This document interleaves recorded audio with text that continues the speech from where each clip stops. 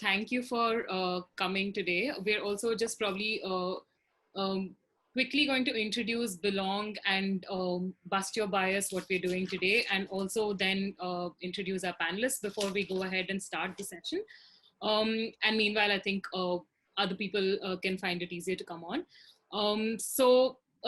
Firstly, before I start at all, thank you, Shabnam and Danish, for joining us today. This is great, and we're really happy that you could do this for us today. And so before we get to the panelists and the Bust Your Bias session and the format and the ways in which you can ask questions, etc., I'm just going to quickly introduce Belong to everybody.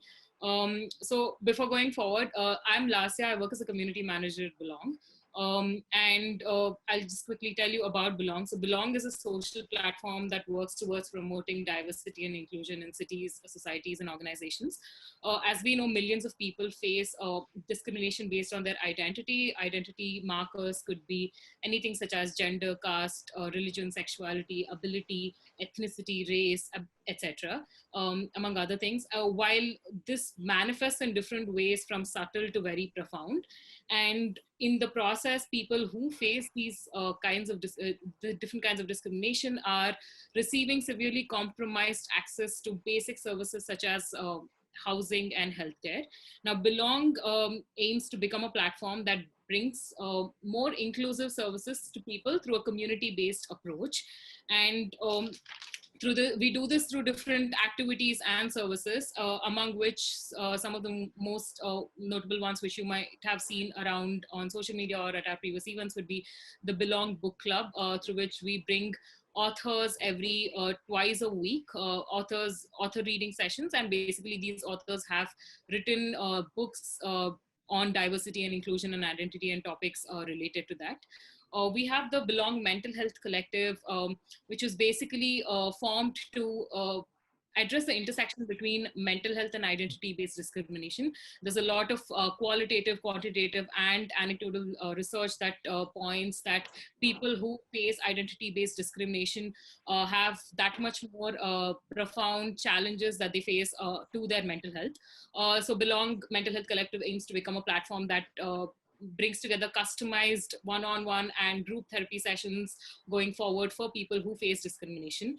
And we're also having an inclusive mental health festival on the 30th of this month, which you can get more updates on while following our social media, if you keep following our social media. We have the Belong Research Collective, which looks at the research, different, which collects people, which together people across the world who are studying different aspects of discriminate through their research work, academic research work. Then we have the housing service, which is an inclusive housing service that aims to bring more equal or accessible housing for people who belong to these communities that I mentioned before. We're also having the Open the Door campaign this year, which seeks to aggregate 10,000 inclusive homeowners across the country.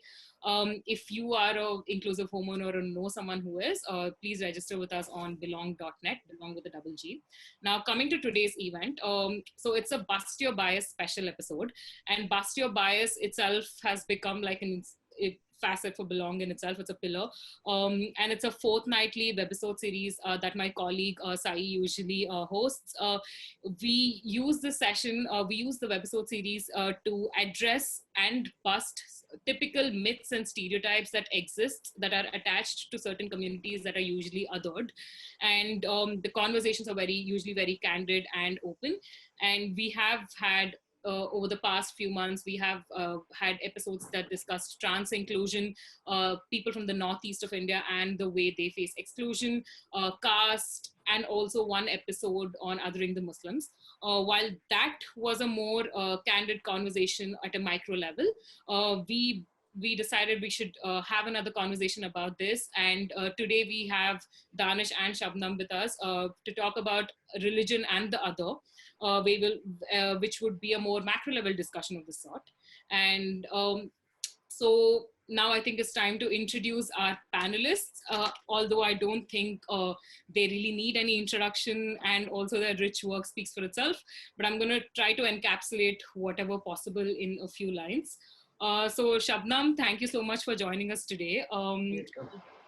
So Shabnam Hashmi is a well-known social activist and a human rights campaigner Over the decades, she has worked with various social issues in our society, such as adult literacy, gender justice, communalism, uh, adoption, women's participation in politics, among others. She's one of the founders of the social organization called ANHAD, which stands for Act Now for Harmony and Democracy. ANHAD was founded in 2003, and they do extensive work around sensitizing people about their democratic rights. Thank you so much for joining us, Shabnam. We're truly grateful and humbled that you're here today with us. Our other panelist today is Danish Husain. Thank you, Danish, for being here despite the time zone difference. So a few lines about Danish. So Danish is an actor, poet, storyteller, and a theater director. He has been instrumental in reviving Dastan Goy, which was a lost art of Urdu storytelling. He's been a part of films and shows such as Newton, PP Live, Aakho Dekhi, Dhobi Ghat, and notably Taj Mahal 1989. Thank you so much for being here today, Danish. Thank you so much. So before we go ahead and start the session itself, I'd like to run you all by the format that we're following and also the basic rules and time frames that we are looking at today. So the format for usual Bust Your Bias sessions is we have a bunch of around 6 to 8 myths that we address, and the panelists kind of bust the myths. However, for today's event, we're trying to have questions of this kind. So we will have a few questions that we will post to the panelists, and also some of the questions have corresponding myth statements, statements which may seem absolute but are typically the stereotypes that are associated to these communities. So the questions will have corresponding myths that I'm going to read out. Our panelists will obviously answer the questions and then also address the myths that are associated to these questions. And that we do that for approximately 50 minutes, hopefully 50 minutes, after which we will take questions from the audience here. And about questions, please leave your questions in the Q&A chat box, Q&A box and not the chat box. If anybody wants to use the chat box, it would just be to maybe send a message across. But if there is a question that you would want me to ask the panelists, please only use the Q&A box and not the chat box. We will be taking questions that come before, since we have time constraints, we'll be taking questions that come before 7:10 approximately. After that, I'm not sure we can really accommodate any questions, but the Bust Your Bias session itself, we'll be done with our questions hopefully by about 6:50, 6:55, and then we'll move on to the questions that we are asking the panelists that will come from attendees. So do you, Shabnam or Danish, do you want to say anything before I start the session? No, go ahead. Okay, so so we have prepared a few questions and a few myths. But before we start off with the questions, we have one myth that we want to address that both Shabnam and Danish would like to speak about a few on about as we discussed before. And the myth goes: just because someone is Muslim does not mean that they are an expert on the religion or Quran. Danish, do you want to take that first and maybe make a statement about that and maybe set the tone for the event today? I mean, often when you are in a scenario which is very polarized, and if a particular community or a particular group of people are being attacked constantly, then the burden to kind of comply or to be representative is very heavily on that, which people do not realize that any stereotype, any blanket statement about anybody is a false statement. It never holds good. And same holds for someone who holds a Muslim name, because when you are growing up, that is not the only influence you have in your life. You know, there are other kind of influences you are going through. There are other secular influences you are going through. There are other cultural influences that you're going through. There are other regional influences that you're going through. And all that is part of your growing up. So to just kind of focus or narrow down to only one part of a person's identity and to expect that person to be an expert on that is slightly unfair, because that's not how we grow, you know. And I think that is the biggest myth, that if you're a Muslim, then you need to be a representative of your religion and you need to know everything about your religion, and you should be like an encyclopedia on demand, and the moment somebody points out anything, you should pull out from your encyclopedic knowledge and say, no, no, no, this is it, refute that, be always on defense, and always be at your best behavior. Everybody is a regular human being with regular influences, and we all go through a regular life. Thank you for that. Shabnam, do you have anything to add to the myth that I just stated? Well, I agree with Danish. And, I'm here today uh, as an activist, as a citizen of this country. And if I talk about myself, then I have never related to any religion. I am a hardcore atheist. And as Danish is saying, that anything that happens, and this pressure is not from one side, this pressure is from both the sides. The Muslim community wants you to know everything about the religion and speak for it and represent it.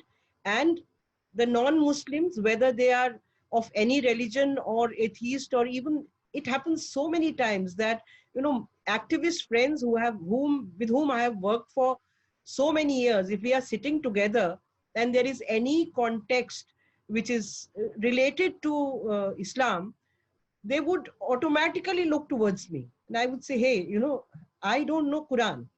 I haven't read it. I don't understand.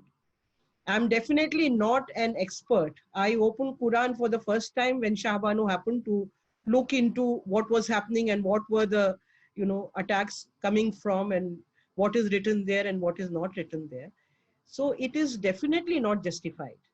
And of course, there are people whom we call the alims, who read the religion, who are theologists, who can probably answer whichever religion they belong to. So questions regarding especially the religious text and books and everything that happens in a particular religion, it should be addressed to people who are theologists and not ordinary citizens or activists. Even people who come from very religious families and who know Quran by heart, or say Gita, or any other text by heart, they might not be able to reply to questions regarding it. It is one thing to learn it by heart, and it is another thing to understand and interpret it. So I think both Danish is here more as a actor and a cultural person, and I am here as an activist who has fought in India as a citizen of this country within the parameters of the Constitution of India, and not from a religious perspective. Yes, I have fought for the religious minorities a lot, because I was thrown into those contexts in 2002, and then Muzaffarnagar riots and so on. But I fight as a citizen, and I can reply from that context only. All No, right. extend this thing which Shabnam just said. I mean, we all are citizens of India. Does that mean that the burden to know the Constitution of India is on everybody? Can uniformly we say that all citizens of India know the Constitution of India by heart? And if they do not know, do they seize the right to exist as citizen of India? I mean, if somebody is, let's say, a doctor, is the burden to know every knowledge and every wealth of information about medical science should be there with that person. So these are unfair myths, and these should be busted. As I am not, supposed to know the Constitution of India. I mean, yes, I know basic things about it, but I don't know the whole tome of Constitution of India, and I do not expect any other citizen to know that. That does not mean I start othering the citizen by saying, "Hey, you're not aware about the Constitution of India," or I Yeah. start telling a doctor, I'm sorry, I read such and such medical journal and you're not aware of it, which means your knowledge of medicine is suspect. So I think these myths need to be busted. Yeah. Yeah. Yeah, I think that myth is busted, and also adding the fact that I don't think every person from every religion is expected to explain their religion, or people from, or acts of people, acts committed by people from their religion that easily as people who identify as Muslims are expected to do, which does not make much sense. So as both Danish and Shabnam pointed out many things here, we will consider that myth busted, and then move on to the next question. And then there is a myth that is associated to it, slightly more on the micro level, but also, so the question is, what has been your experience or your window in terms of observing intolerance towards Muslims in our country?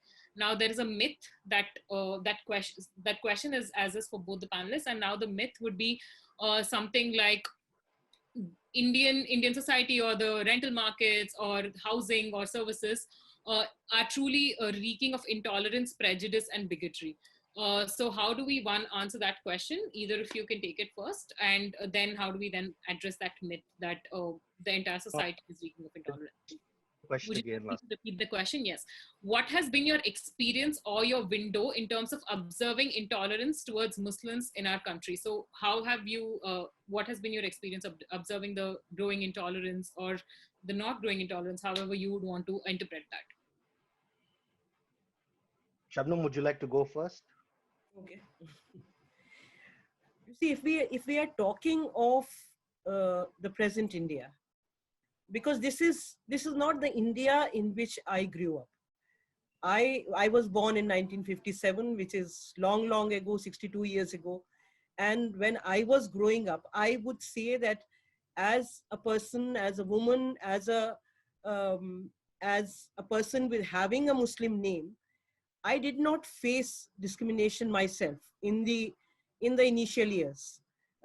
If we leave apart the last 2 decades or so, but I have worked consistently on minority rights. And if we are talking of contemporary India, then there is discrimination and nobody can deny that. There is immense discrimination against the Muslims and also against Dalits and Adivasis and the poor. It is not only against the Muslims. Discrimination is against a number of sections of the society. And discrimination against Muslims is institutionalized. You can look at any institution, whether it is the police, whether it is judiciary, whether it is bureaucracy, or whether it is public at large. Because especially the last 6-7 years and before that also, the kind of hatred which has been spread using various myths against minorities has grown with every single day, with every single year. And if we are talking of the contemporary times, even if we are talking of Corona, and we look at how it was, the whole feeling was spread using the media, which is totally controlled by the government, that this virus is being spread by the Muslims, and how they have been totally at the brunt of receiving this allegation. So discrimination is there. If you look at the number of people who are in government jobs, you will realize that the percentage of Muslims in this country is approximately 14%, but you will find them in senior posts, you will not find even 1% of Muslims. Similarly, if you look at grade 2 and grade 3 and grade 4, you will realize that even in grade 4 jobs, there would hardly be 4-5% of Muslims in jobs. And that can happen only if there is discrimination in terms of giving jobs to the community. Even in private jobs, it is the same situation. There are, of course, many reasons for that. It is not only communalism and hatred. There are other reasons also for that. But discrimination exists. If you look at Indian jails, then you will find that over 40% inmates in the jails are Muslims and Dalits, whereas the percentage of Muslims is 14%. But when a case is filed, there are many more cases. I will tell you one incident today. A friend, a young boy who has attended one of our workshops long ago in Bhopal, he sent me an audio where he's talking to the policeman. He was attacked on 23rd of March, and since then he has been running from pillar to post to get the FIR registered. Finally, after putting a lot of pressure, the policeman came to take his statement. And they said, you have a beard, and we thought you were a Muslim. Galti ho gayi. It was a mistake. Otherwise, we would not have beaten you so brutally. So this is, how more blatant can you be? And the kind of cases which are put on Muslims, and it is not only on Muslims, or other communities also. We will come to that later, of how riots are instigated and how attacks take place and how the cases are put again on the victims themselves. So there's discrimination in every segment. And I have personally in my life not seen this kind of hatred. I have seen 1984.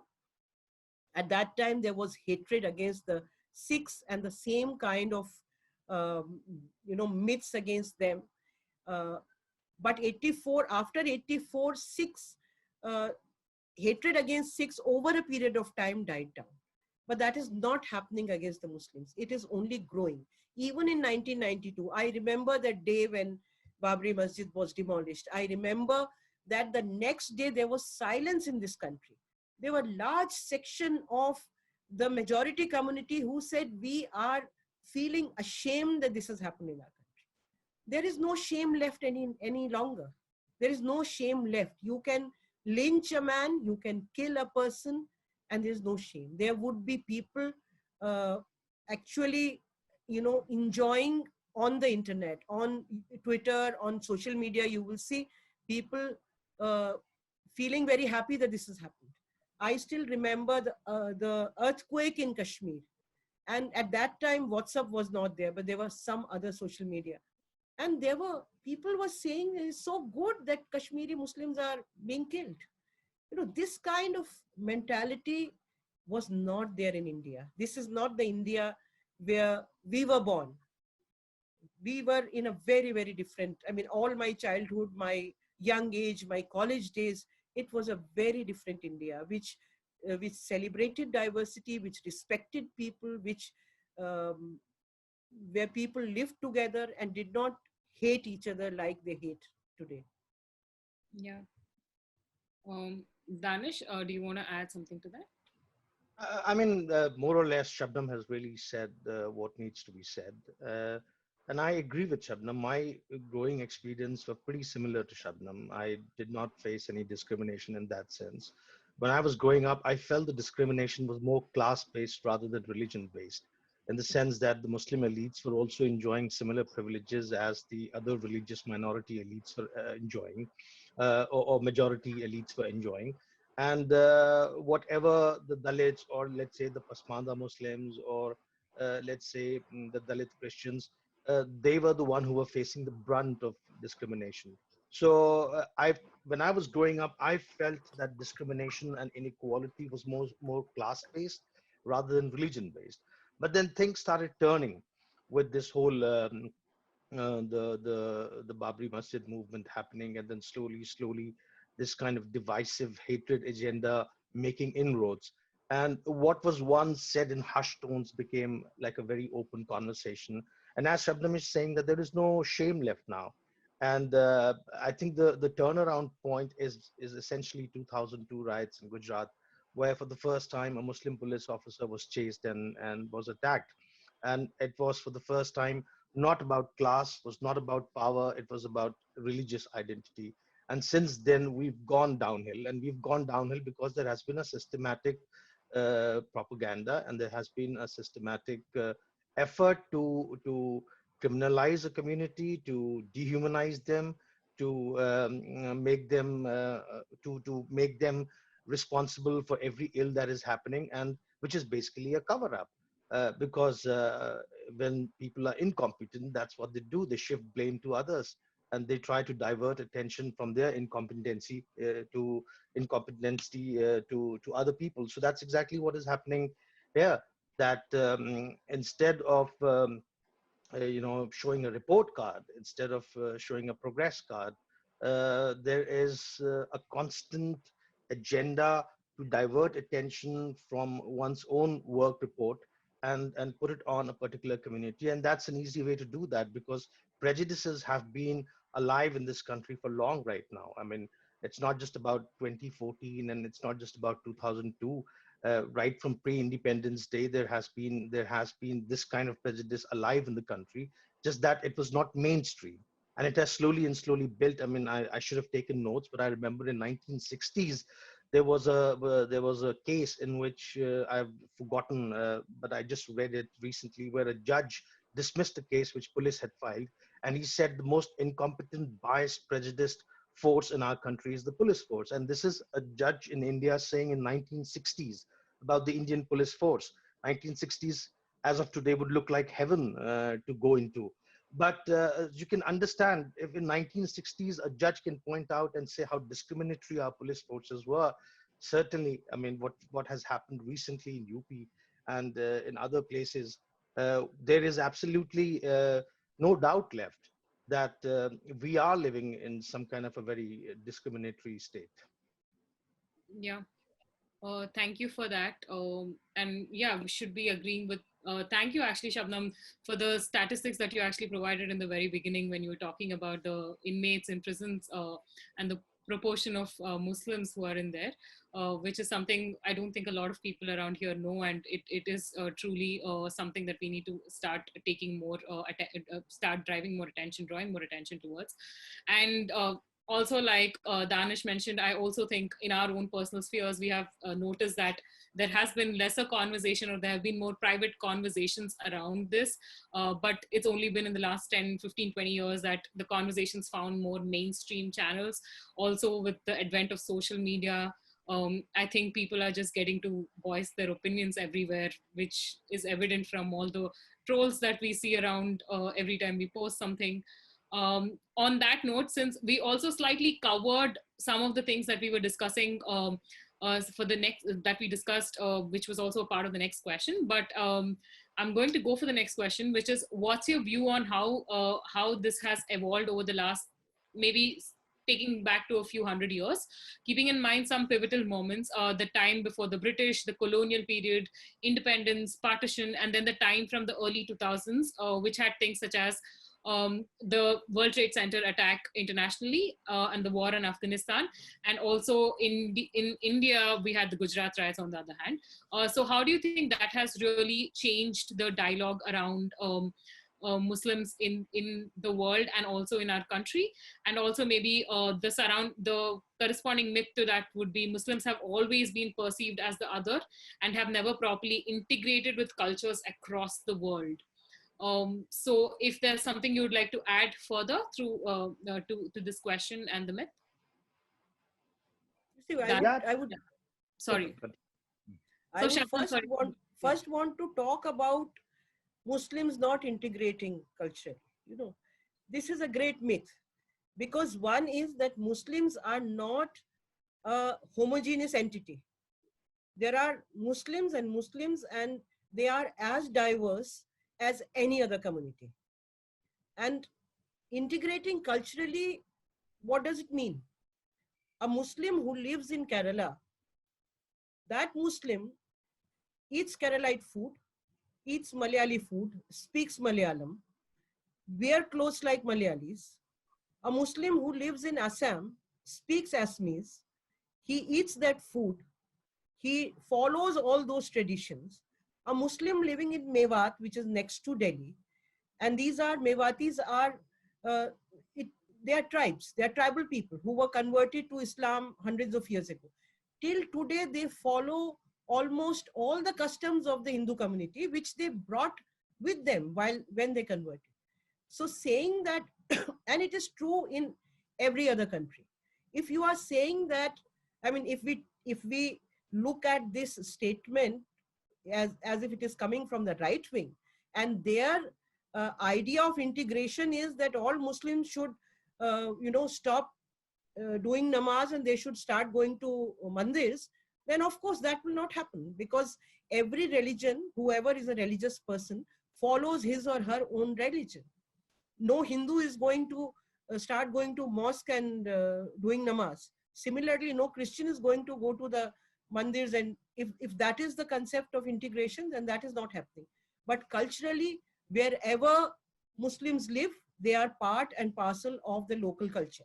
That is one part. The other thing which you said about hundreds of years. No, as I see it, the Hindu-Muslim conflict, the beginning of it, there could be roots earlier also, but the beginning of it is 1857, when all communities came together, especially Hindus, Muslims, Sikhs, when all of them came together and fought against the British. The British realized that if we have to uh, capture India and if we have to keep on sitting here, then there is no way but to divide these people. I accessed today a letter from September 1857, which has been written by Chief Secretary Bareilly to the governor of that time. And he's saying that I had got 50,000 rupees sanctioned to uh, influence Hindus to attack the uh, uh, Muslims who were revolting against the British. And then he writes that unfortunately we have not been able to do it because they are not ready to do it. They are not ready to physically attack the Muslims. So in 1857, 50,000 was a huge amount. And this is officially done. It is written in papers. It is written in official documents. At that time, British was sanctioning 50,000 rupees to incite violence, to incite riots between Hindus and Muslims. And it is 1857 onwards that British decided their, divide and rule policy.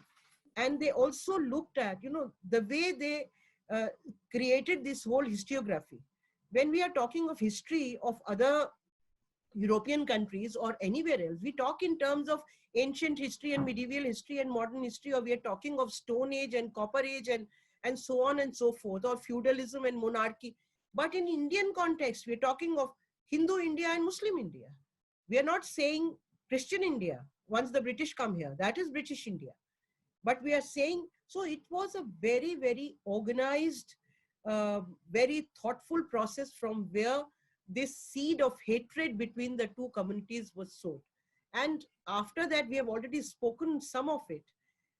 You mentioned the attack on the trade towers in New York. Of course, when internationally, and it is especially after the collapse of the Soviet Union. Till Soviet Union was there was an enemy which US could use always. But once Soviet Union collapsed and the so-called era of Cold War stopped, then they needed another enemy. And what better than to have, a religious enemy. So if we look at, yes, what happened in New York was condemnable, was awful, but who created the Taliban? Who funded them? There is a much larger international politics of demonizing the Muslims. And that has helped the forces within India also. If we are talking of the Indian context of 2002 and 2013 in Muzaffarnagar and now the Delhi riots, of course, the demonization at the international level adds to the demonization which is taking place within the country. And now these forces from 1925, the beginning of the RSS and their agenda of turning India into a Hindu Rashtra, that has grown with every single day. As Danish was saying, they were never center stage. And in fact, in our childhood, people used to laugh at them, that these forces are never going to be center stage. Today, the whole thing is reversed. Today, the right wing is ruling this country.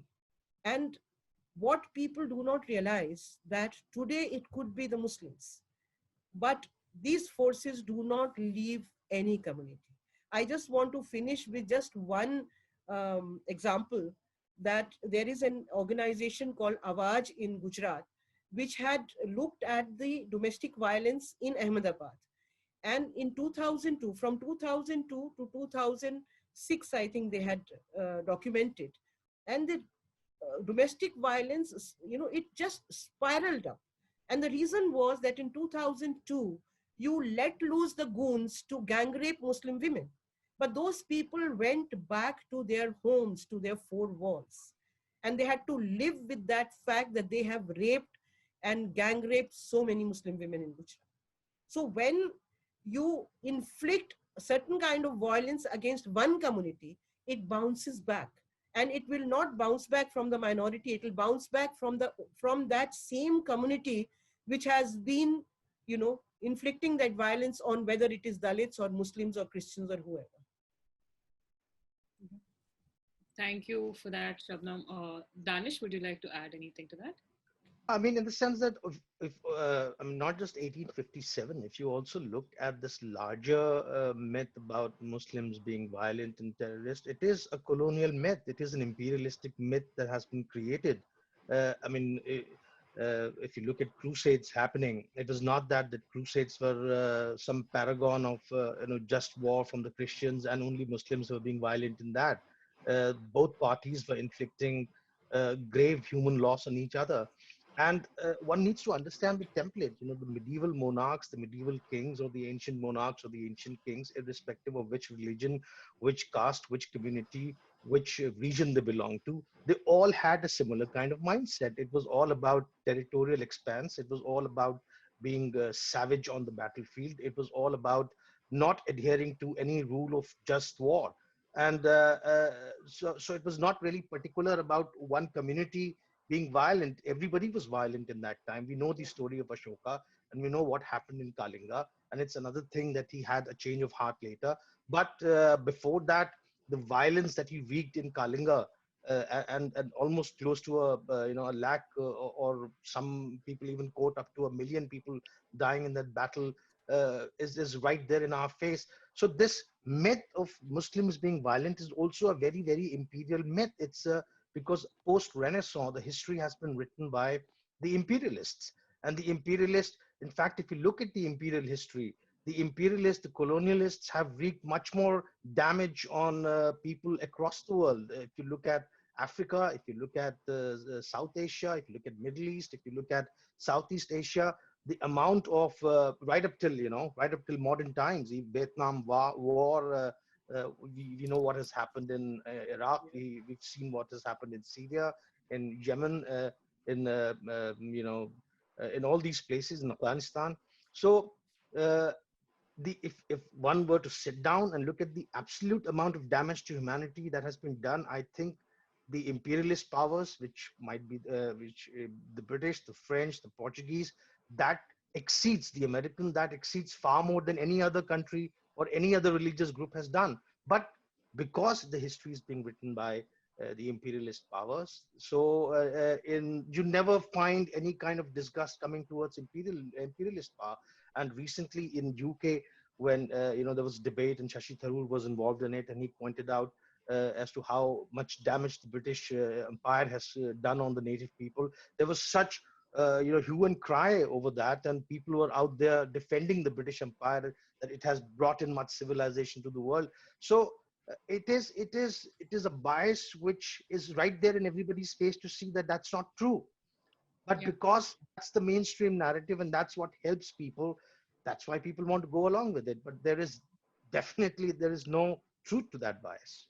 Yeah. And also considering the fact that I think Indian history itself was, or archaeology was unearthed by the British, whose main enemy was the Mughal when they came in. So it was, that could have just in Indian context added more to the reason on why they could have taken this rhetoric. And that actually brings us to the next question. The next question was also actually something that we addressed in the very beginning, but it could be, being a Muslim, does it become difficult to just be normal? And is there a lot of pressure to wear the Muslim identity and defend it? Quickly, if Danish, you can go first, and then Shabnam. Do you feel the pressure to defend that identity? But things to say, I would rather sit here and listen to Shabnam. Well, I would say that, as I said, that, I don't react to anything like a Muslim, because I have grown up in a very different family, which does not relate to any religion. But wearing that identity or having the weight of that identity is growing very much on the Muslims of India, and I'm sure on Muslims in various countries also. Uh, what I have felt, as I spoke in the beginning, that I was in my childhood and all my young days, I never saw any discrimination. But every time there is a terrorist attack, every time some Maulana There are Maulanas and all kinds of Maulanas. There are Maulanas who are alims who might not do this, but there are all kinds of. Anytime there is some kind of a fatwa which is, procured from some Maulana, there is a pressure on me as a social activist, having a name which is a Muslim name, to respond to it. All the television channels or all the social media and other, they would want a response from you because you have a Muslim name, and it becomes your responsibility to condemn that. Whereas if the same kind of stuff is being said by a person who does not belong to Islam, that pressure is not on me. Although as a social activist, I should be responding to everything, and I do respond to everything. But people do not expect that from me when it is happening from some other quarter. So that pressure is there, and it is a lot more on people who are religious, who follow the religion. There is a lot of pressure, and there is a lot of insecurity and sense of fear in today's India. Yeah. My follow-up question to that would be, is there also a pressure that is maybe an onus that is levied on you to actually explain yourself when somebody from a community outside says or passes a bizarre remark on the community? Not just defend, but also explain yourself when somebody external says something that is not right. Yes, that pressure is there. It's a different thing that, I or people like me might and might not yield to it, but that pressure is there. And also in the last 5 years or so, I mean, of course, as an activist, when you are doing something, you are constantly attacked. But the kind of attacks which come now on social media, which is, I mean, openly in the inbox, they will rape you. There are things like that, or using the kind of filthy language which is used on Twitter or on Facebook, that has grown many folds, using the religious identity, which was not there earlier. I mean, I would be abused for taking a stand as a social activist, but not as a Muslim woman, which has increased a lot. I mean, one realizes that these are paid trolls, but it is no longer confined only to paid trolls now. Because now that mentality has a much larger spread in the minds and hearts of the people than it was, say, 10 years ago or so. Okay. Thank you. Danish, do you have anything to add, or? Yeah, I mean, I would say that, this whole thing, this whole pressure, or if you're a Muslim, you should conform to something, or you should condemn something. These are all diversive tactics. I mean, if the question that I have to put is this: that if you want to hold somebody with a certain name to a very high standard, then why are you not holding somebody who's holding a constitutional position and saying something fake? We have innumerable events of people holding constitutional posts in this country, and they have said fake things. They have said they have mouthed incorrect things, and then they are not held accountable. Whereas they are meant to be, they have sworn allegiance to the constitution, they have sworn allegiance to governance, and one who's holding a constitutional authority is bound to speak truth. Why is there no question being posed to their veracity? How does it matter whether a normal Muslim guy is holding true to his standards or not? That's not how the country is going to be run. The country is going to be run by people who are in government positions, who are in institutional positions, and if they are peddling fake news, or if they are saying incorrect things, or if they are making pronouncements which cannot be verified or accounted for, then these are the people who should be asking questions. I mean, this is a meaningless debate why a Hindu is not confirming to being a Hindu, or why a Muslim is not confirming being a Muslim, or why a Jew is not confirming being a Jew. Because the question is about governance. The question is about providing the basic fundamental rights to the citizens of the country. And I think this is all just some kind of diversive tactics to not have focus on where one's focus should be. So I think if you're so concerned about holding people to standards, whoever they be, whether they be from Muslim community or whether they be from the Hindu community, if you're so concerned about holding people to standards, then hold people who matter. Otherwise, it's a meaningless debate. If you're holding a poor man living in some ghetto who barely makes 2 meals a day kind of a living, And if if you want to hold him to a certain standard, what meaning does it hold? What relevance does it have? So I think these are the questions that we should ask. Instead of being defensive, we should say, hold on, you are holding a wrong person to a certain standard. The right person to hold to a standard is this person. Please ask a question to this person who's your elected representative. Yeah. I want to add.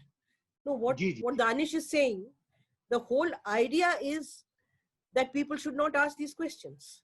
Yes. The fact that there was a big time mess up during Corona, the fact that there was no preparation, that at the time when the airport should have been sealed and everyone should have been checked who was entering India, the fact that it was not done, and the Prime Minister at 8 p.m. went and announced that there would be a total lockdown from midnight, that is why this whole question about the Tabligh started, to divert the whole, so that nobody should ask questions.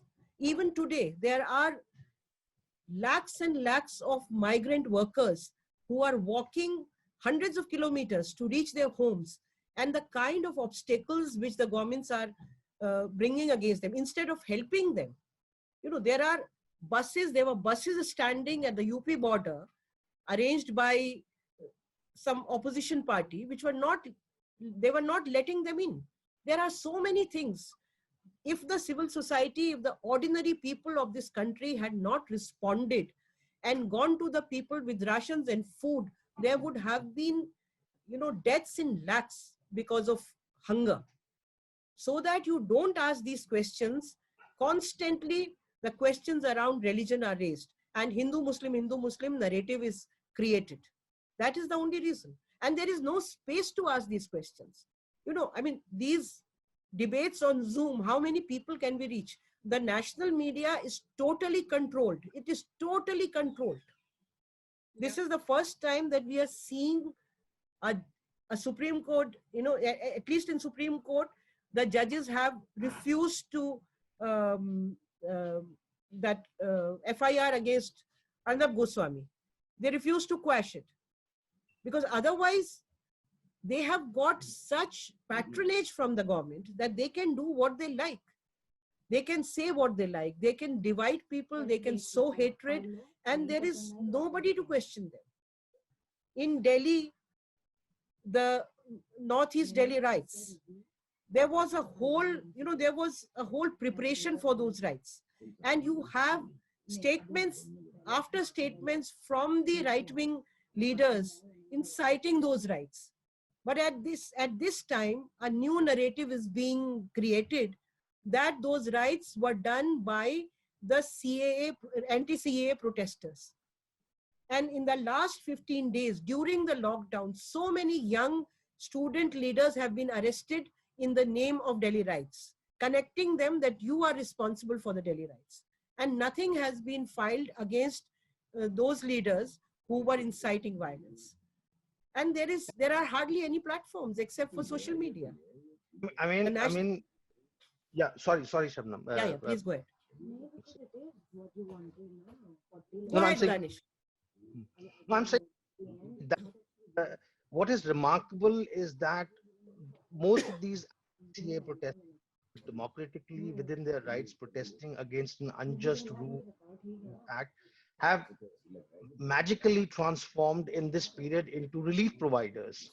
Almost everyone I know who was part of the anti-CA democratic protest has kind of converted, transformed into a relief provider to all these thousands and thousands of migrant workers who are going away. So in the sense that what has come to in this country is that if you speak about justice, if you speak truth, if you hold somebody accountable who's in power, then you are anti-national, and then you should be the one who should be terrorized, and you should be the one who should be put in jail. And that's how this is working. That's how it's functioning. There is a complete effort to quash any voice of reason, any voice of dissent, any voice which talks about humanity, which talks about inclusiveness, which talks about empathy, which talks about relief, because that is not setting the agenda which the mainstream agenda is. That is not going along with that agenda. And I think that is really something which is worrisome. And as Shabnam pointed out initially, that if people think that this is only about one particular set of people and we are untouched with it, then it's no, it's just about greed. And it's as they would expand their territory, they would come for more and more people with the fewer dissenters. When earlier it was all about, it's also about reason, who wants to talk about dissent, who wants to talk about democratic fundamental rights, and about all that. So the moment they see that you are someone who's not complying, you become anti-national. You become and very, very huge level in this country. Yeah. Thank you so much for the Danish. Actually, that brings me to the next question and the myth statement, which actually probably draw from uh, both draw from what you've said before.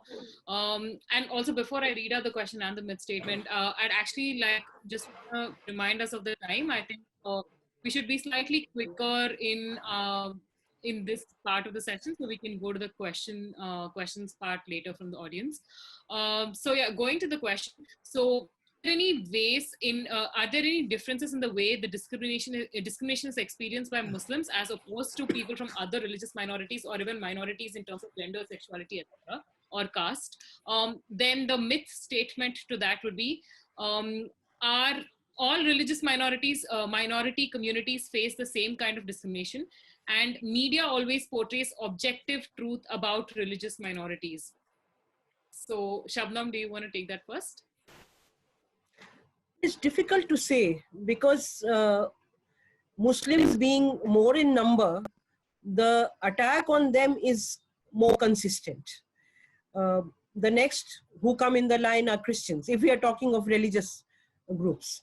And Christians, as and when the right wing wants, it comes and attacks them. Especially those attacks are confined to mainly the tribal areas or some other parts, because a large number of Christians are also in tribal areas. And attack on Christians is around the question of conversions, that they are converting. But everything else, the other attacks which come on Muslims, like they have 4 wives and too many children and they are dirty and they are terrorists, all these labels are not attached to Christian minority. All these are attached only to the Muslim. So I feel that there is a more concerted attack on the Muslims. And it would, if the closest we look to the discrimination which Muslims face, that would be Dalits, who are not a religious minority, but they would be the closest probably of what the Muslims face in this country. I forgot what myth you said. The myth statement was actually communities face the same kind of discrimination, which I think you addressed. The follow up to that would be, media always portrays objective truth about religious minorities. No, media is, we have already spoken about it. Media is totally biased. Yeah. Media is anti-Muslim, anti-Christian, anti-Dalit, anti-poor, anti-Adivasi. It is totally controlled. It is actually a tool in the hands of the oppressors and in the hand of the powers. It is no longer a free space, apart from media which is on in social spaces. Like we have the Wire, we have the Citizen, we have Scroll, and many, and in Hindi also. All these news portals which are there, they NewsClick, they project a very objective picture. But otherwise, the national media is totally gone. I mean, we can't call it media any longer. They are mouthpieces of the government. Yeah. Danish, do you have anything to add to that? Well, not really. I think more or less Shabnam has. I got lost in the trail of the conversation that Shabnam was saying. Yeah. I've forgotten what actually was the myth question. The myth question was, media always portrays religious minorities objectively. I think it's very obvious and blatant. It's not even a. It's not even something that needs to be busted or addressed, right? Okay, so moving on to the next one. This would be slightly more micro level, the question. So do individuals and collectives start looking at people from other religions as the other, based on one or two incidents that happen around them, or do such opinions gradually accrete? No, no, it's a very gradual process which has happened over decades. The hatred towards the other, it has been a very, very slow process. It's extremely slow process, which has happened maybe over 20, 30 years. It has not happened. And one incident doesn't make that happen. It is when, and it is done at multiple levels. It is not one level. You see that in your textbooks, you see that on your television channel, you read that in your newspapers and television and all around you, when in religious spaces, in public spaces. So it's a very consistent process. And since we don't have time, otherwise I would have told you about how they entered the tribal areas, and it was a process over years of converting a community which lived together peacefully into into spaces where people started hating the Christians in those spaces, and how their gods were replaced by the Hindu gods and goddesses. It's a very slow process. What they started in 70s bore fruit in the 90s. It is, so late 60s, 70s, there were the Ekal Vidyalayas, and there are thousands of organizations which the right wing has, which works in every section of the society, poisoning the minds. But what has happened, that there is no counter. The counter has been provided only by the civil society activists, by people who are trying to give another version, another vision of the society that we want to live in. But that is, as compared to what is required to be done, that is very minuscule. And that is why we are losing ground with every single day. Okay. Danish, do you want to add something to that? I mean, just going back to the previous question about how discrimination is faced by others, and yes, as Shabnam said, Muslims and perhaps Dalit, or in some cases, I think even Dalits precede Muslim in terms of the kind of discrimination they face and the brunt of discrimination that they face. But in terms of the template of discrimination, evil doesn't have much imagination. Evil kind of is universally same, has the same propaganda tools, has the same methods of discriminating and oppressing people. There is really, it's like textbook oppression. It's like textbook template. I mean, you go back and you would find all oppressors and all dictators literally followed the same textbook. And that's really where I say evil doesn't have much imagination. It's just that where the focus of the oppression is. So if the focus of the oppression is more Muslims or more Dalits, then that's where it's going to happen more. Shabnam rightly pointed, that uh, it's not one or two events that make things happen. It's gradual. It happens over years, and I think the reason where Shabnam says that there is no counter, that's where the state failed us, because it's the state's responsibility to make sure that it provides us secular, scientific-based education. It provides us universal education. It provides us universal healthcare, and that's where the state failed in. Because had state schools been good, had state schools been accessible, had state schools created people from the marginal sections or from the poor sections who could not afford good education, if the state schools were good enough to make sure that they provide the same kind of education, the same quality of educations to the poor of this country, or if the universal healthcare would have been good in this country, then a lot of situation that we are seeing today would have not arose. We would have been able to counter this better. But state, in some sense, subverted or abdicated its responsibility, was in a way hollowed out by politicians who had their own agenda and who set forth their own agenda and slowly made sure that state became inefficient. And that's the reason why, if if today you see that thousands and thousands and lakhs of migrant workers are walking without any relief, without any transport, it's not that the state universally is evil or doesn't want to provide that thing to it. I'm sure there will be scores and scores of bureaucrats and politicians who would be willing to go out and actually provide relief to these people. But state as a machinery is failing. Bureaucracy is impeding its own terms and services. It's impeding its own efficiency to serve somebody. And that's why even people who are willing to help find themselves restrained or chained or hampered by this subversion by the political groups of our country. So I think that's where and the civil society has limited power, has limited reach, and has limited access, and has limited funding, and there is only so much civil society can do. And civil society is also dependent on the larger society, and the larger society is going through an economic meltdown.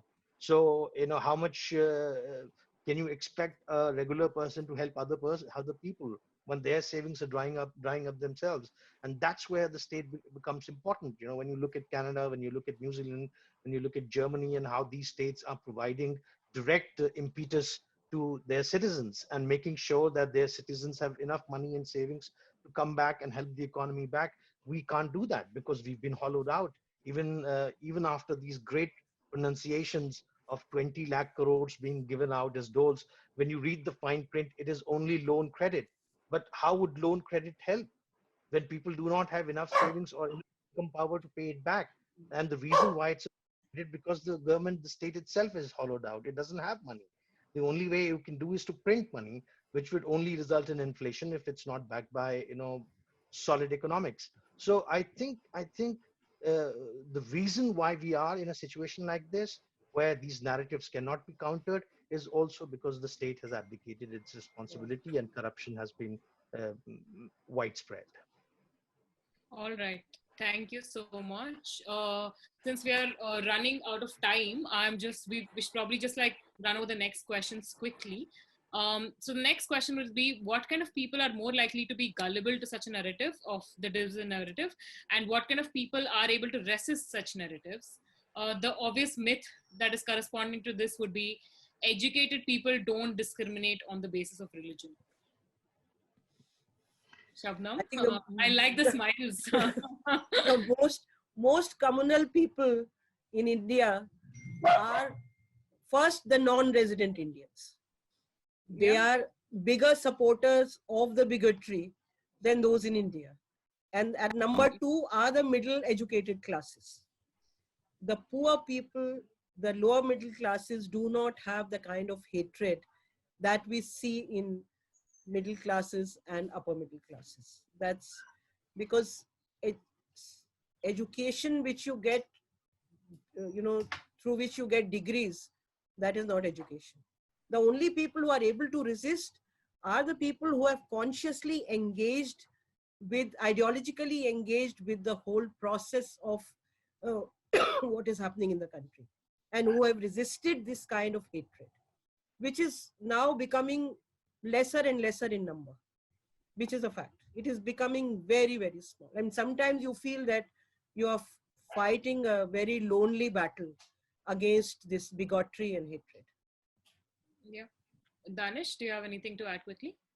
Yeah, absolutely. To look deeper as to why educated people are the one who are more biased is because the educated people of this country have done the othering to themselves. By acquiring economic power, they have made sure that they have made themselves into gated communities where they do not interact with other people, and that's the reason why they are living with these stereotypes and they're in these myths. Whereas the poor people in this country are living jowl in cheek. They're basically living, wall to wall each other. They see each other, they interact with each other, and they have more, reasons to see the other person as a human person. And that's why you find when you go at the village level, or if you go at the lower level, you find the hatred is not that much. It's really the middle class and the educated people who have done the othering to themselves. They have isolated themselves from the larger set of people, and in their isolation, they have colored themselves with all these biases, and this othering has resulted in this bigotry coming out. Yeah, that is an extremely important point. Thank you so much for actually saying that that educated people are urging themselves and probably ghettoizing themselves. That is a great value added point. So I'm just going to go to the next one, which is what is the impact of othering on the Muslim communities across the country? Shabnam, if you can give us some insights into that. I think I've already spoken about it. There is a lot of fear, the sense of insecurity, and They are there is constant worry of being attacked, of being killed, of being labeled as an anti-national, as a terrorist. And this is what they face vis-a-vis the larger society. But the other thing which has happened is, because there is so much of insecurity and growing communalism, there is an inward movement, and they're moving closer to the religious identity. And we see in the last 10-15 years that the conservative forces within the Muslim community have gained ground to a very big extent. So you see, when we were young, we would have a large group of people who would be very liberal, um, and would be open to discussing all kinds of ideas, including talking about religion and making fun of religion. That is not possible today. The Muslim community is becoming, on one hand, physically, of course, they have become ghettoized because of the constant attacks and insecurities, but even mentally becoming ghettoized, because there are no options. They have no hope from the government, from the system, from administration, from judiciary, from police. So they fall back on religious leaders. And the it's kind of double oppression. That one, what you are facing as a citizen, being discriminated all the time, and secondly, now being at the mercy of very conservative religious leaders. So it is quite pathetic. Uh, Thank you. Do we have anything else to add, Danish? I think what is important is that we should have sessions like the one that we're having right now, where we need to bust these kind of myths, where we need to kind of tell people what we need is a paradigm shift. What we need is that people should see templates. They should see what is beyond what is being said.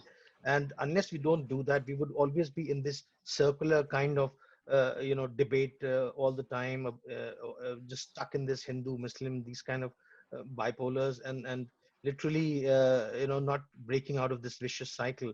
It's important to kind of break these templates, these paradigms, and show people that this is what is there at the larger at the larger level. And I think it's important that these conversations are taken to everyone in whichever way, in private capacities, in private capacities, in collective capacities. We reach out to people and we tell them that, look, you know just don't focus on this aspect. There are more issues. There are issues of well-being, of universal healthcare, of resources, of fundamental rights, of freedom, of movement, of having economic parity.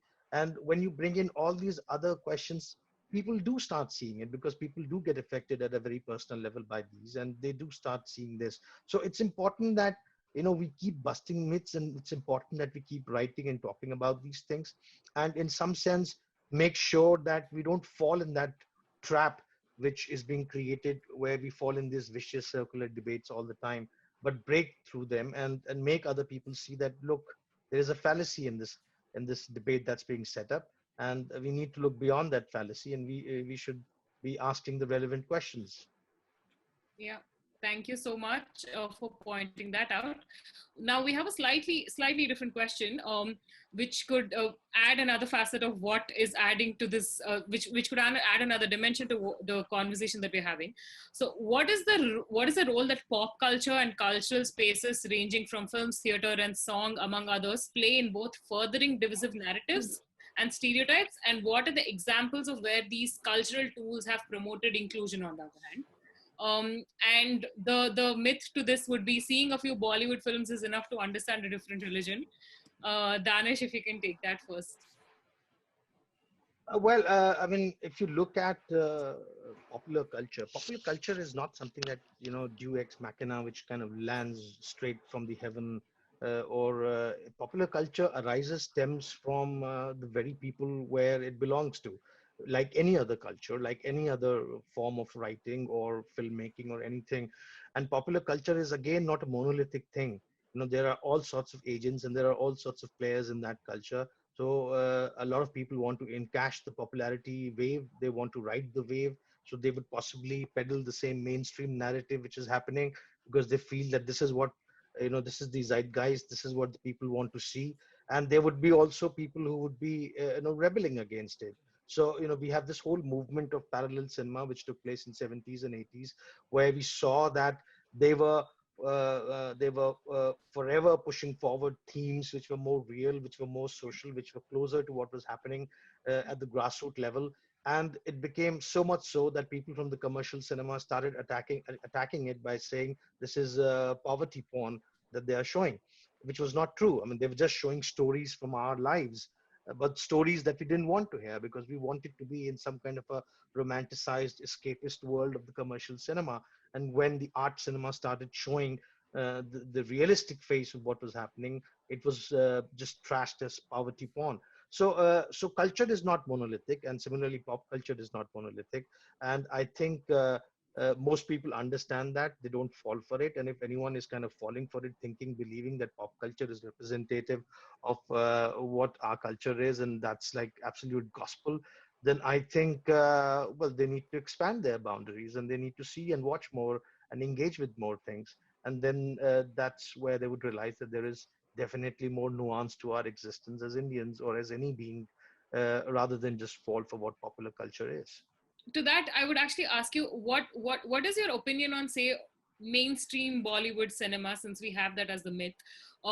There was one period when mainstream Bollywood cinema picked up, had all its antagonists were most of the times its villain character was played by a Muslim, or there would be like a hero who would be a terrorist, or then there would be a movie where the hero is trying to, if he is a Muslim, he's trying to prove that he's not a terrorist. So why are the narratives always, at least like mainstream cinema narratives, is there also some sort of subtle divisiveness that's not leaving the minds of people even when they're trying to make a movie that is trying to speak against divisiveness? Well, I mean, as I said initially, it's the same thing. Popular culture stems and arises from the very people we are, and a lot of time, popular culture, in its effort to kind of create a social good, falls for the same kind of a fallacy or that vicious debate where it is about defending or it is about busting a stereotype rather than addressing the real question which we should be asking. And when it falls into that same vicious circular debate where it's just busting an artificial myth, a myth which doesn't have any basis. So it falls into that trap of busting it. It results in these kind of simplistic movies, or in these kind of simplistic scripts coming out. And I mean, what else can I say? It is left to the filmmakers and their imagination. And there are films which have gone beyond that and which have broken those kind of myths. And they may not be commercially hit or very popular, but then they do exist and they're on record, and they're accessible and people can go and watch those things. Yeah, thank you so much. Shabnam, do you have anything to add? Otherwise, we can just move to the audience's questions. I just want to say that whatever is happening in the society and whatever forces are working in the society, they are also working in the film world. It is not excluded from the rest of the society. Yeah. And there is the politics of what kind of films will be supported and what films won't be supported. Yeah. So if we look at the television, for example, the early years, we had women in the roles of journalists and cosmonauts and so on and so forth. But with the advent of the whole right-wing politics, that shifted to serials like Saas Bhi Kabhi Bahu Thi, where an ideal woman is the one who believes in a joint family, who does not think of her career. And if she thinks of a career, then she is portrayed as a bad woman. I mean, this is around gender. This is not around communal. But similarly, there are forces which control the funding to what kind of things will be made.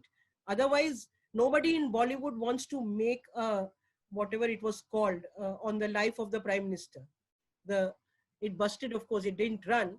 But I mean, why would somebody do that? Okay, great. So thank you so much for answering our questions. We actually had a final question, which is also the same as a question asked by one of our attendees here, who is Saurav Roy Chaudhary. So I'm just going to quickly read out Saurav's question, which is also the same as I mentioned, our final question. So the question is, it's very sad state of affairs in our country today. Shabnam is right. Things were far better 3 decades ago, even though differences may have existed under the surface. My question is, media, politics, politicians, etc. are spreading hate, and let's take it that this will stay.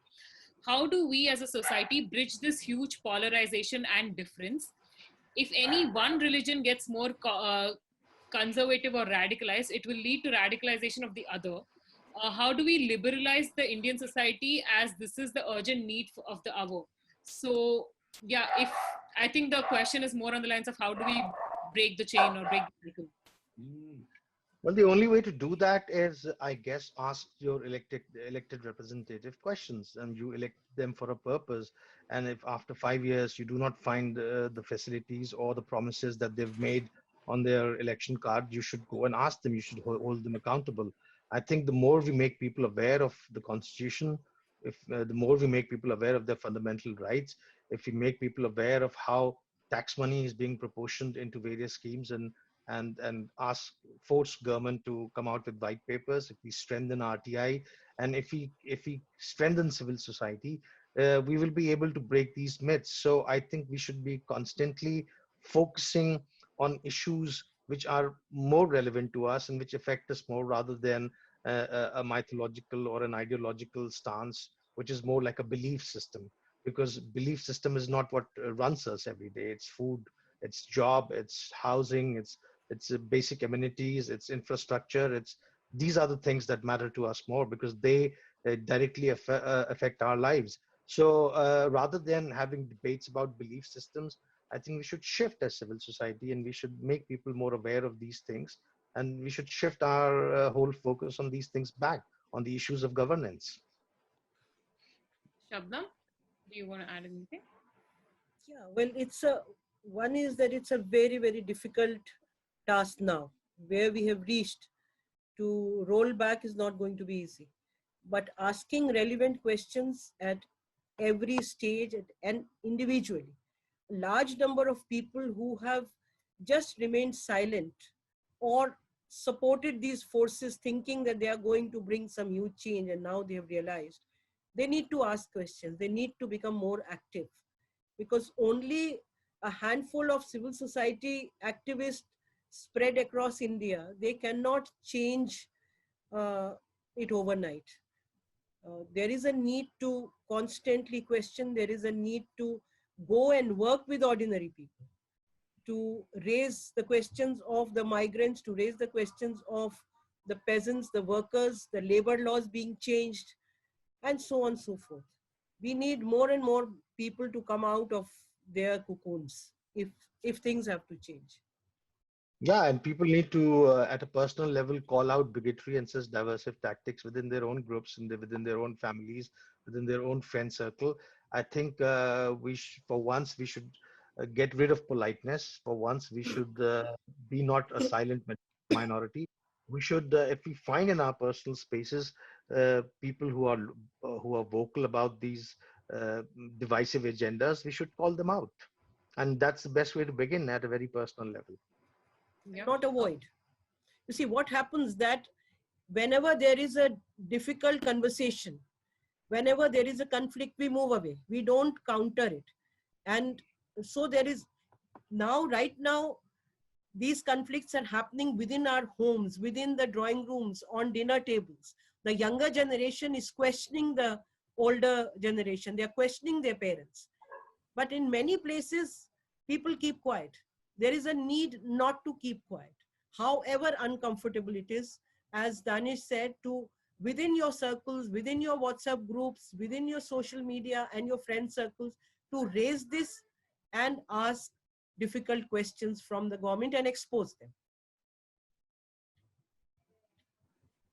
Thank you so much for that, actually. And it's very true that conversations can't be stonewalled and you can't walk away from them if you really want to see the change. That's also actually what is Sapna Kedia's question, which is, do you think it is possible at all to change people's biases? If yes, how? When people do not want to engage. So there's that part where people are not ready to engage. How do you change that? Do you have any ideas, or do you think you'll have an answer? Well, you see, we as Anhad, the organization that I work with, this is what we have been working on since 2002. And it is because of 2002 that we decided to engage, especially with the young people at an ideological level, at an intellectual level. One has to use various means through music, through culture, through conversations, through film screenings. It's a very slow process. Yeah. And as I said again, I'm repeating that again, that one or two or 10 or 20 organizations cannot do this. We need more and more and more people to try it. Somebody might not be interested in listening to you or listening to a lecture, but if you convey the same thing through music, through theater, through cinema, it leaves an impact, and you are able to open a small window in the mind from where then you can expand. It's not easy, it's very difficult. Minds which have been totally captured, it is not easy to start a conversation with them. But we should not give up. Everyone who believes that what is happening is wrong should try and start trying. And if people want, they can contact me. I can give them various names of various films, and which are very good starters to start a conversation. Yeah. Thank you. Thank you so much for that. We have a question from Manjari, actually. Hi, Shabnam and Danish. Thanks so much for this important conversation. My question builds on a short anecdote. My mother once said to me, and I don't doubt this is commonly said, I'm completely fine with your Muslim friends. I'm not an Islamophobe, but whatever you do, don't marry a Muslim. Then Manjri's follow-up question is, what does a statement like this say about where we are drawing the line, even within the so-called liberal upper middle class or middle class imagination? What is the danger and power of interreligious marriage? Well, I think, Danish, you go ahead. Well, this holds good for both Muslims and Hindus. It's not just Islamophobe kind of a statement. Even in Muslim community, in our homes, we've heard this statement very often, that do everything, mix around, but don't marry a Hindu.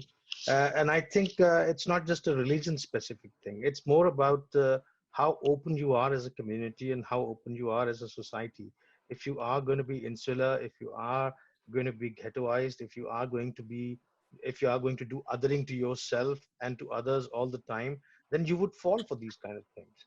But if you are going to be an open society, then perhaps you would not fall for these things. So I think it is not just a very Hindu specific thing. It is the ghettoization specific thing. As more the ghettoization happens, as more the othering happens, you would find these kind of responses. Yeah. Well, I agree, because it is happening from both the sides. And sometimes I have to, even people whom I know and who have been working on the ground, they recently, somebody from Gujarat sent me an affidavit from a Muslim girl who was marrying a Hindu man, and saying that, this is a case from your city, and stop her. So I had to spend almost an hour literally shouting at that person. So this is happening from both the sides. But I'm all for interreligious, inter-caste marriages. And I think Ambedkar said that the more we have them, or somebody else said, more we have them, there would be more communal harmony. Because the more intermingling, the more you understand each other. Yeah. Yeah, that's a great one. Yeah. The next question is actually from Neerath. How do we expand the set of people who are open to such dialogue and discussion? We find that most people who come to such forums are already liberal, and hence it has the risk of being a small echo chamber. Well, that's going to happen. I mean, that is again, as it's difficult to make people look at their biases and look at their blind spots. As it's difficult to do that, it's also difficult to expand our platforms where more people can come in. I think it can only happen with dialogue. It can only happen by, I think the key is persistence. The key is that भाई वो अपनी रविश नहीं छोड़ेंगे तो हम अपनी खू नहीं छोड़ेंगे. So if they would continue with their propaganda, we will continue with what our effort is in being inclusive. And I think if more and more dialogue like this would continue, at some stage there would be an understanding. Like Shabnam gave a great example, and we've seen this on social media, how youngsters are questioning their family, how youngsters have taken up against the ideology that their parents or extended families are thrusting on them. So it is happening, but it's a slow process, and there is no kind of a yardstick or a ready-made solution to that. Because you're right, Neerath is right. A lot of this may be because we will find mostly people who are here are people who agree with us. But then this we did not make it as a gated thing. It was an open webinar where people had the option to just sign in and come and join us. And of course, we saw a couple of people abuse that. But that's a risk we will run. And if we find that somebody is abusing it, we just block that person out. But if there is someone who's willing to engage, we carry the conversation forward. And most of all, I think, as you and Shabnam both pointed out, it's time that we don't stonewall difficult conversations. And not every time we will have a great public platform or a mainstream media kind of doing that for us. A lot of time, these conversations will have to be very private or in very inclusive circles. And from there, perhaps progress forward, because that's how the poison also spread. The poison did not spread mainstream initially. The poison initially spread through private and closed groups. That's how it spread. And then later it became mainstream. So I think that's also we need to do that, counter it at first at a very micro level, and then hope that people would see that how divisive this agenda is, and this is not going to be beneficial for anyone, even including the person who's the oppressor. Eventually, we will be in a Pareto suboptimal kind of a state. So, and then hope that one day the wave is strong enough for most people to see it and make it mainstream. Yeah, that's really important. Shabnam, do you have anything to add to that? I just want to add that it is important to have these conversations for the like-minded people also, because in the last 7-8 years, since the Gujarat model was projected, which was totally hollow and there was nothing, we saw a lot of like-minded people leaving. And we have lost a large number of people who were liberal, who were educated, who stood for dignity and fraternity and communal harmony. So it is very important to keep these conversations going among people whom we think are like-minded, but who might be having all kinds of biases because they are surrounded by them. And secondly, by consistently continuing with our dialogue, as Danish said, which is very important. Although the space for the democratic spaces have shrunk in the last 5 years very drastically, because our main work was organizing residential camps on democracy secularism, where we have, in the last 15 years of our existence, there are more than 20,000 young people who have undergone those trainings. But the moment this regime came, the first thing they did was to totally throttle our funding so that we couldn't organize that. And we have weaned away a large number of people from the right wing. It is not that we were working with the like-minded people. No, we were working with young people within Gujarat, within Madhya Pradesh, within UP, within all states across India. So it is not going to be easy, but as Danish said, we will continue to fight, continue with the dialogue, and try and use various means. Now, social media has become another platform to reach out to much larger people, much larger number of people. Yeah, thank you so much for that question answer, actually. And I think it was a great answer to end it on, because I think now we realize that it's really the individual power that can take this forward. The conversations that we can have in our own capacity, when everything else probably is closed off as an option for us.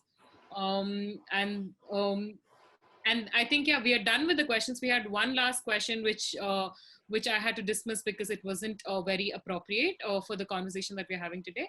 And Shabnam, I'd just like to ask you and Danish, do we have any last parting thoughts before we end the session? Anything you'd I like think, to add? Yeah. thank you very much for having this conversation. And I think there is a need to have more and more. I would just want to suggest to you, I've also written to you, that there is Professor Ram Punyani, who is an expert on busting the myths. So do invite him for a session, and he is alone enough for many people. So you can Okay. just have him. We'll definitely remember that and get in touch with him. Yeah. Danish, do you have anything to say? Thank you so much. And I think this whole initiative that you have come up with, this whole endeavor of belong, and I think that is one of the ways of making our society more inclusive, of creating a platform where people can come and make sure that we create an inclusive space. And thank you for doing this for us, and thank you for inviting us. And hopefully, more and more people would see the worth of this and would come and join us.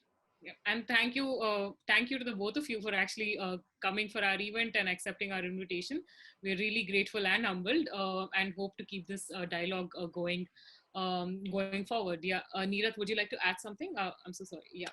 All right. Okay. Just want to thank both of you, Shabnam. I really appreciate it. Thank you. Thank you. Thank you so much. Thank you. Thanks everybody for attending.